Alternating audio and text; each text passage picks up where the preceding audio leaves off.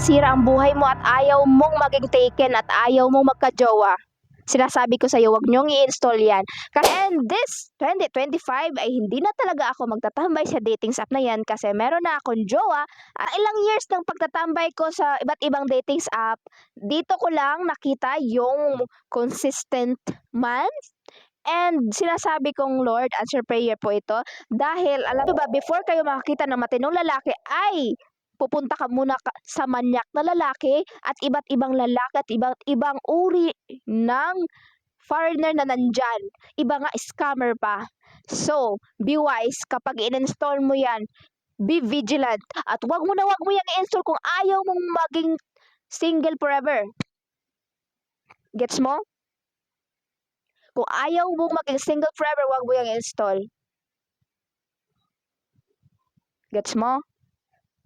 Kaya, install mo na yan, 2025 na.